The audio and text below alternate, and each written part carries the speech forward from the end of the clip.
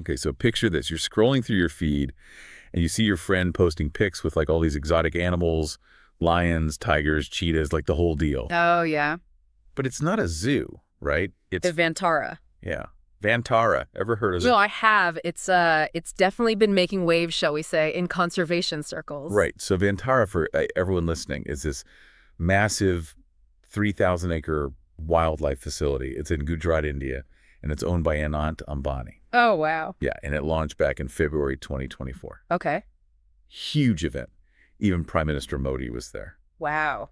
They're calling it a rescue and rehabilitation center, which, sounds pretty great on the surface. But Yeah, but there's a lot of skepticism. Yeah. Is that really the full picture? exactly. Mhm. And like reports are saying that South Africa sent over a ton of animals. Mm. And not just, lions and tigers. I'm talking aardvarks, caracals, Yeah. even jaguars, which aren't even from Africa. Yeah, that's a big red flag for a lot of conservationists.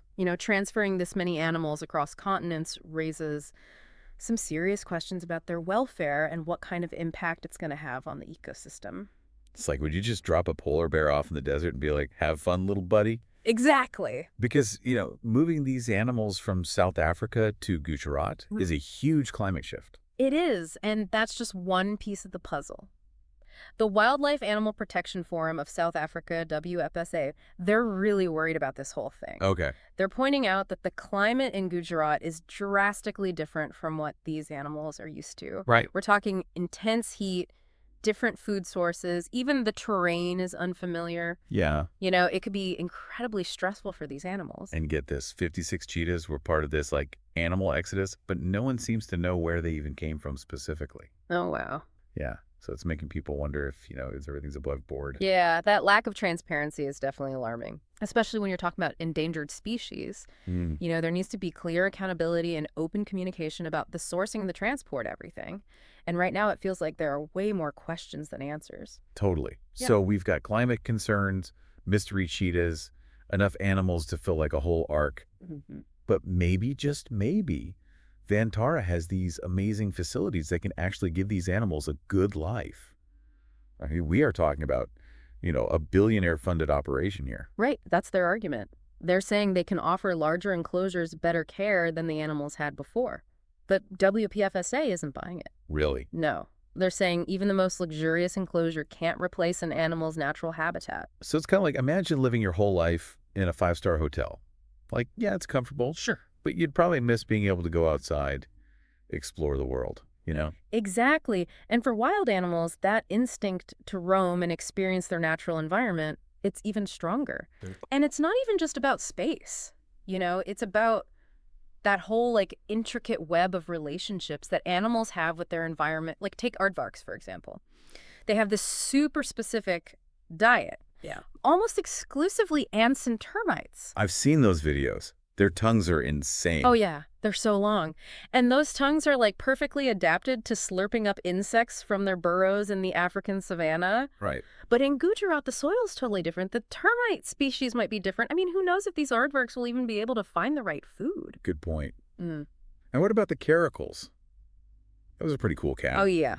But sticking him in Gujarat, which is hot but definitely not a desert, that seems a bit risky. It is. Caracals are built for hunting in wide open spaces, They rely on their crazy speed and agility to catch small mammals and birds. Yeah. Gujarat's denser vegetation could make it way harder for them to hunt. It's almost like whoever planned this whole transfer just glanced at a map and was like, yep, close enough, Yeah. without even thinking about the specific needs of each animal.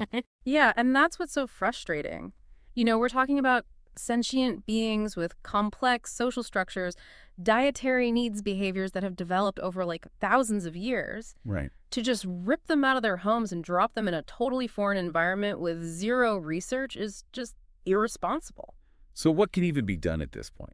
You can't just round up all these animals and ship them back to Africa, right? No, unfortunately what's done is done, but we can push for Vantara to at least be transparent about the conditions these animals are living in. Okay. Independent experts should be allowed in to assess the facilities, make sure the animals are getting the right food or they monitor their stress levels, all of that.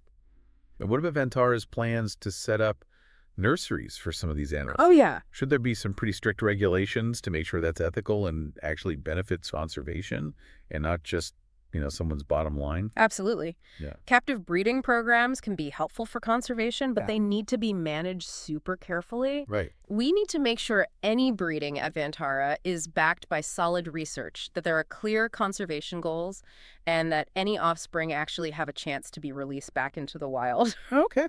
Just breeding animals to keep in enclosures, that's not real conservation. This whole thing's a mess, honestly. Hmm.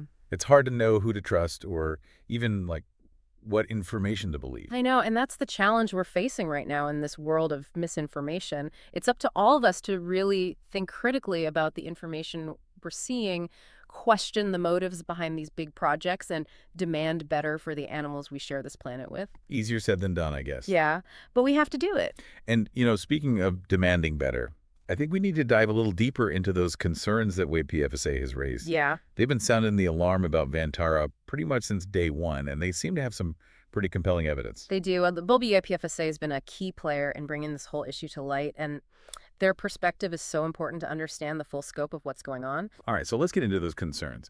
What are the biggest red flags that WPFSA has raised about Vantara?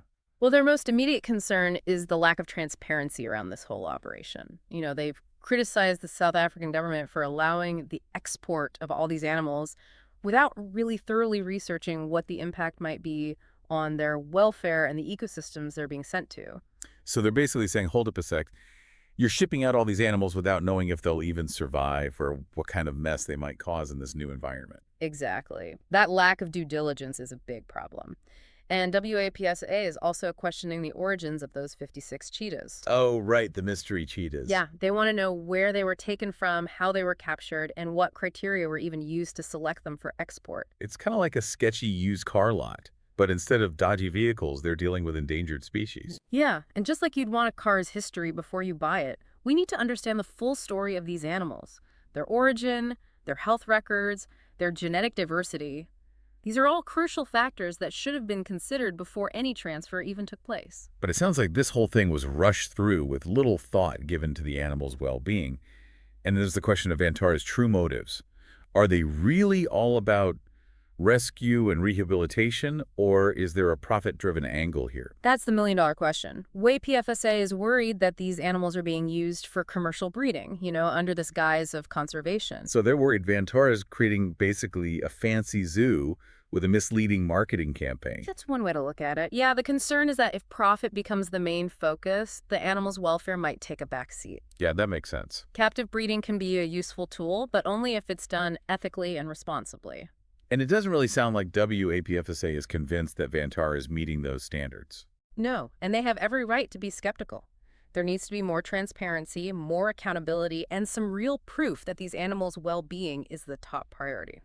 So what can we do? We've talked about staying informed, speaking out, and supporting reputable conservation groups, but is there anything else we can do specifically in this situation?